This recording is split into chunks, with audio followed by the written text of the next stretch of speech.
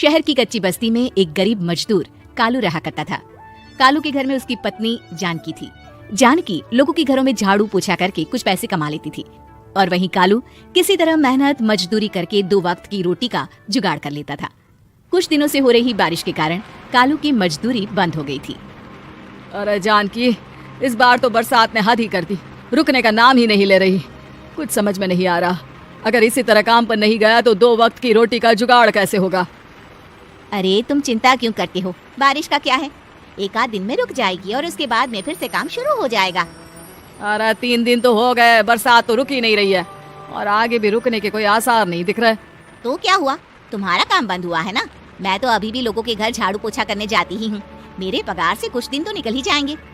अरे घर का खर्चा तो हम किसी तरह चला लेंगे जानकी, लेकिन ये जो छत टपक रही है इसका क्या करेंगे। ये बात तो आपकी सही है। हमारी झोपड़ी अब काफी पुरानी हो चुकी है और इसके छप्पर में भी कई सारे छेद हो गए हैं। रात भर पानी टपकता रहता है। अरे मैं भी इसी बात से बहुत परेशान रहता हूँ, कहीं किसी दिन ज्यादा बारिश आ गई तो हमारी झोपड़ी टूट कर बिखर ना जाए। राम राम राम, ऐसी अशुभ बातें क्यों करते हो। अरे ऐसा कुछ नहीं होने वाला, ये झोपड़ी ही तो हमारा सब कुछ है। अगर यही नहीं रही तो हम जाएंगे कहाँ। ठीक है जानकी, जब तुम्हारी पगार मिल जाएगी तो कुछ पैसे बचाकर झोपड़ी के छप्पर की मरम्मत करवा लेंगे, शायद हमारी परेशानी कुछ कम हो जाए। ठीक है जी, अब ना ज्यादा परेशान मत हो। ये लो खाना खा लो और सो जाओ, सुबह मुझे भी जल्दी काम पर जाना है। जानकी और कालू अपनी झोपड़ी में सो गए। रात को अचानक से बहुत तेज बारिश शुरू हो गई। धीरे धीरे बारिश का पानी कालू की बस्ती में भरने लगा। पानी भरते भरते झोपड़ी के बाहर तक पहुंच गया था। सुबह के वक्त जब कालू और जानकी सोकर उठे, हे भगवान, ये क्या हो गया। बारिश का पानी तो हमारे घरों तक पहुंच चुका है। अब मैं काम पर कैसे जाऊंगी। रहने दो जानकी, तुम आज काम पर मत जाओ। ऐसे पानी से निकल कर जाओगी और बीमार पड़ गई तो लेने के देने पड़ जाएंगे। लेकिन अगर नहीं गई तो मालकिन लोग नाराज हो जाएंगे। आप जानते हैं ना, बड़ी मुश्किल से 1 दिन की छुट्टी भी नहीं देती है। अरे लेकिन जानकी, झोपड़ी के बाहर तो पूरी बस्ती में पानी भरा है, तुम जाओगी कैसे। जानकी जैसे तैसे करके काम पर चली जाती है, लेकिन अगले दिन फिर से बहुत ज्यादा बारिश होती है और बस्ती में ज्यादा पानी भर जाता है। आज तो मैं तुम्हें किसी भी तरह काम पर नहीं जाने दूंगा। अरे अगर तुम्हें कुछ हो गया तो क्या होगा। ठीक है, तुम ठीक ही कहते हो, आज नहीं जाती। अगर मालकिन नाराज हो गई तो मना लूंगी किसी तरह। अरे मनाने वाली क्या बात है, जब तुम बताओगी कि हमारी झोपड़ी में पानी भर गया है तो वो खुद ही समझ जाएंगे ना। अगले 2 दिन तक तेज बारिश होने की वजह से जानकी, कालू और आसपास की बस्ती में रहने वाले सभी लोगों के घरों में पानी भर जाता है, जिसकी वजह से जानकी काम पर नहीं जा पाती। और 3 दिन के बाद जैसे ही जानकी काम पर पहुंचती है, कहाँ थी तुम? पिछले 3 दिनों से काम पर क्यों नहीं आई? मेम साहब क्या बताऊं, इतनी ज्यादा बारिश हो रही थी, हमारी पूरी बस्ती में पानी भर गया है और उससे भी ज्यादा तो मेरी झोपड़ी के अंदर पानी भर गया। आप ही बताइए कैसे आती मैं। इसका मतलब ये हुआ कि बारिश होगी तो तुम काम पर नहीं आओगी। ना ना, मेरे कहने का ये मतलब नहीं था मेम साहब। तुम जानती भी हो 3 दिन से कितनी परेशानी हो रही है मुझे, सारा काम मुझे खुद करना पड़ा।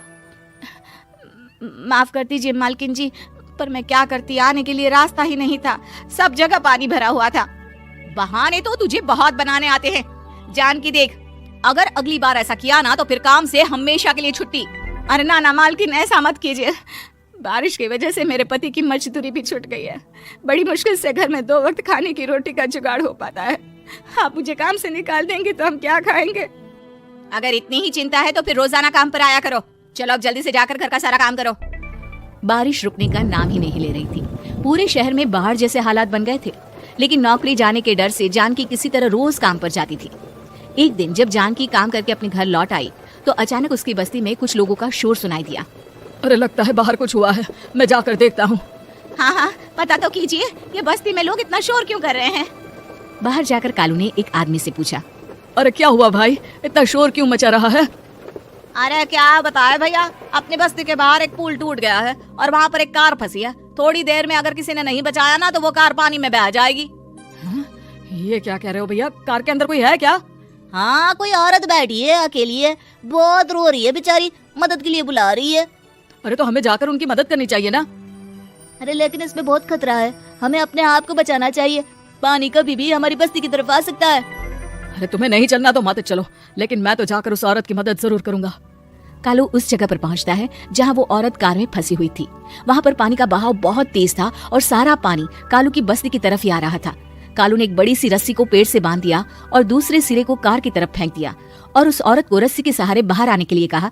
तभी वहां जानकी भी दौड़ती हुई आई। अरे ये तो मेरी मालकिन है जिनके यहाँ मैं काम करने जाती हूँ। और मैडम जी, आप डरिएगा मत, आपको कुछ नहीं होगा। आपकी गाड़ी को भी मैंने रस्सी से बांध दिया है।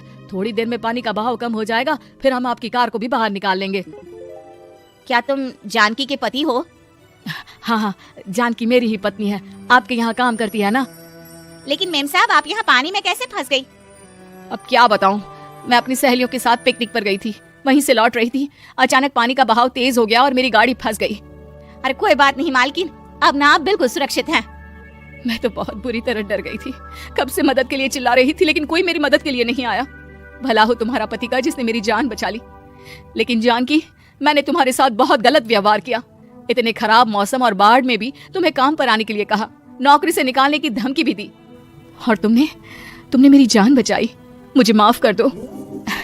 अरे कोई बात नहीं मालकिन, आपकी जान बचाना तो हमारा धर्म था। देखो जानकी, तुम्हारी झोपड़ी में जो भी नुकसान हुआ है उसके लिए मैं तुम्हें पैसे दूंगी। आज तुम्हारे पति ने मेरी जान बचाई है और आज के बाद मैं तुम्हें कभी भी नौकरी से निकालने की धमकी नहीं दूंगी। आज मैं तुम्हारी परेशानी को अच्छी तरह समझ चुकी हूँ। हम जैसे पैसे वाले लोगों के लिए अपने घर में बैठकर बारिश का मजा लेना बहुत आसान है, लेकिन तुम गरीब लोगों के लिए बाढ़ और बारिश काफी परेशानी खड़ी कर देते हैं। ये बात मुझे आज अच्छी तरह समझ आ गई है। आपका बहुत बहुत धन्यवाद मालकिन।